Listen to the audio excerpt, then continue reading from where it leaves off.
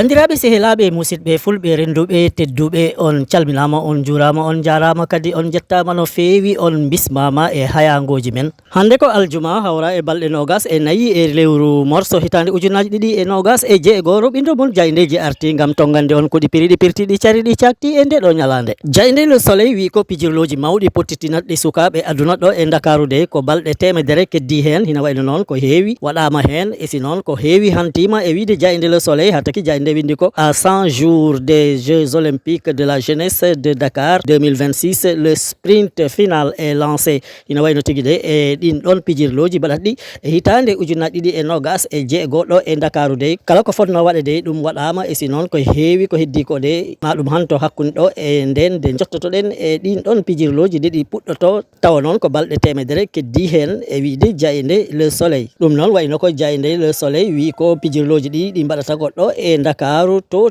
jam ñaajo e si noon to sali ha taki noon kala hen ko foti hen ligge e koɗorɗe e si noon ɗo pijirloji ɗi mbaɗate woni boowal fukka kosguel e ko wayi noon de kam ɗum foof ɗum hantima e wiide Jayde le soleil. Jayde le parlement wi ko gonga kay sabo Jayde windi e ɗerewol mum adunol ko Mamadou Diagna Ndiaye à 100 jours du lancement des Jeux olympiques de la jeunesse de Dakar 2026 le COJOJ est prêt, le Sénégal est prêt ina wayno de omo gaɗaɗa ka woni Mamadou Diagna Ndiaye tawa noon hombo jilla e heyniɓe e gomuji jutɓi natɗi ɗin ɗon pijirloji de wi ko balɗe temedere keddi tawa noon ɗin pijirloji pottitinatɗi sukaɓe aduna foof ɗo e Dakaru hitande ujunaje ɗiɗi e nogas e jeego de wi ko gomu o mbo hantani e si noon Sénégal ne hantani gam bismade ɗin ɗon pijirloji ha taki Jayde nde windi ko nous ne vous promettons pas des jeux parfaits mais des jeux vrais, des jeux chaleureux hina wayno de kam on biyeteɗo Mamadou Diagna Ndiaye wi de Allah tan wawi fewno foof e si noon ɗiɗo pijirloji de kamen maɓe daro hen tigui ha ɗi moƴƴa moƴƴugol ngol ganduɗa de ɗum feera yi'e e wiide Jayde le parlement. Jayde enquête kam arti ko e ɓe wonɓe nder Sénégal tawa ko liggotoɓe dañɓe caɗele hina wawi tawa ɓe ndiwama e galleji ɗiɗi ɓe liggotono e si noon ɓe tampinama e nder ɗin ɗon galleji ɗi ɓe liggoto ha taki Jayde enquête windi ko entreprise publique licenciement abusif l'état paie les pots cassés hina wayno noon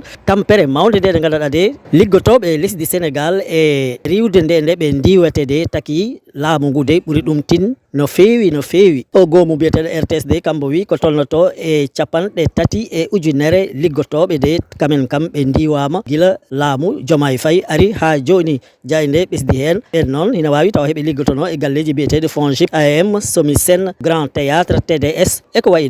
noon hatta noon laamu ngu de kam ngu tigui tini ɗum saabu noon ɓen ɗon riwaɓe de laamu ngu yoɓi liɓanɗe ɗe ganduɗa de heɗe tolno e temedde jeeɗiɗi million e koppareje men hina wayno noon toon to galle biyeteɗo SN HLM de jeenayo e liggotonoɓe e nder on ɗon galle de ɓe ndiwama e nder ɗon galle ha taki noon laamu ngu yoɓi ɗumen ko wiyete ko indemnité woni liɓanɗe ɗe ganduɗa de heɗe tolno e jeego piccal tati ha capan tati piccal jeeɗiɗi million ngaji ɗi ganduɗa de ko ɗum indemnité ji ɗi ganduɗa ɓe riwaɓe kamen tigui joɓaɗi tawa noon ko laamu yoɓi ɗumen e wiide Jayde enquête. Jayde le témoin de wiɓe nayoɓe ganduɗa heɓe poɗetire hande yoɓe kayno gomu guendiji aduna woni organisation des nations unies kamen de ɓe mbaɗi batu mawɗo jajɗo mo ganduɗa de e yesso ɓe ganduɗa de kamen tigui goni jomin gande gonɗe e on ɗon gomu jajɗo biyeteɗo organisation des nations unies ha taki Jayde le témoin windi ko grand débat des candidats au poste de secrétaire général de l'organisation des nations unies Macky défend une organisation réformée hina wayno noon omo ganduɗa ka woni Macky Sall ɓiɗɗo Sénégal tawa noon kam wonɗo hoorejo lesdi Sénégal de yekkiti konngol de hina wayno ko layi ko laaɓi e hakkillaji ɓe tawanoɓe batu o e si noon to abbini on ɗon gomu janggo jaam si suɓama gam heynombo ɗum foof de Macky Sall arti hen ko yaaji Jayde de ɓesdi hen une vision fondée sur la réforme l'innovation et le dialogue face à ses concurrents. Macky étale ses compétences hina wayno noon kam de Macky e yiide mum e bawal mum de holliri tigui e ɗo rewi e ko heynino ko e nder aduna de woni e hoore lesdi Sénégal de ɗum foof Macky Sall de holliri ɗum e si noon layi ɗum ha taki hina wayno de ɓe ganduɗa de kamen tigui jentotono on ɗon grand débat de woni on ɗon batu mawɗo woodi koɓe paami e ko Macky Sall yekkiti ko e wiide Jayde le témoin. Jayde la tribune wi ko omo ganduɗa ka woni Macky Sall de wi e nder jayde heede si tawino goomu gendiji aduna hande ko ɗum ñiirorude hina wawi tawa ma waw ñiir ko weeli ko ganduɗa de ma ɗum wel kala lesdi jillandi e on ɗon goomu biyeteɗo organisation des nations unies ha taki jayde la turbine windi ko Macky au oral des candidats au poste de secrétaire général des nations unies. Si l'ONU était un instrument, je crois que je suis capable de jouer une musique magnifique au nom des États membres. Wadde wa inoko Macky Sall de wi kam hombo wawi tigi tigi heyno on ɗon goomu e sinon hombo wawi layan kala lesdi ndi ganduɗa hindi jilla e on ɗon goomu de e wiide jayde la tribune. Siko en jawti e ko yowiti e politique de jayde Wolf Quotidien wi ko cascade de démission dans les rangs de Pastef. Comment Diomaye enrôle les jeunes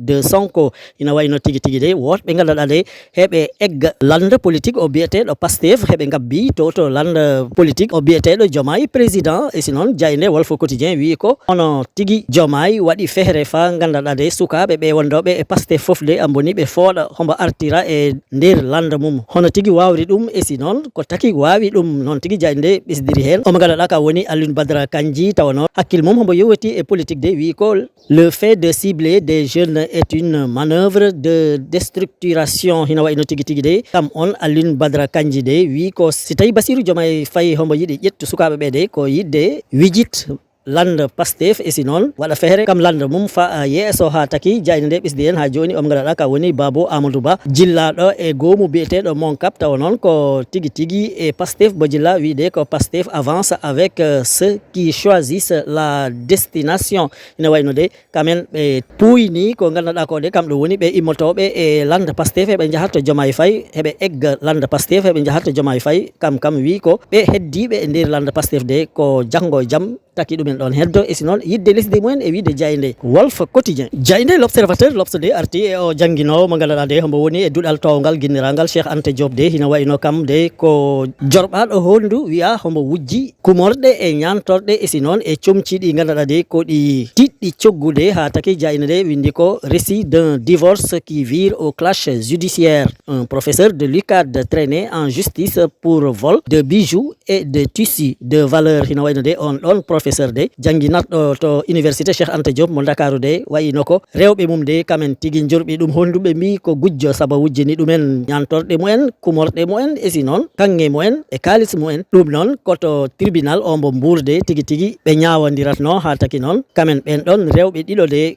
koɓe layi ko e koɓe jorɓi ko gorko mumen de ɗum tigui jayde l'observateur addani en hande e ɗerewol mum addanol gasnirten ko coftal ɓalli saabu jayde Rewmi Quotidien Sport Plus windi ko Premier League Pape Gueye a trouvé un accord avec Everton hina wayno omo ganduɗa ka woni Pape Gueye de baɗatɗo fukko kosguel e nder kippu gendiji Sénégal woni équipe nationale mo Sénégal de kam on Pape Gueye de nanodiri e kippu Everton kam noon yanama wune hina wayno tigui tigui toon tigui yahata waɗoya fukko kosguel e wiide jayde Rewmi Quotidien Sport Plus bandiraɓe sehilaɓe ɗum wondo seeɗa e komin gaddanno on e ko jaydeji ɗi dawi ko tongu hande on jettama on jarama e kettogol mon ñimgol tabitgol on duwanama jaam e kisal tottodiren aadi ha sanga goɗɗo so weeli Allah joom baɗe e bawɗe o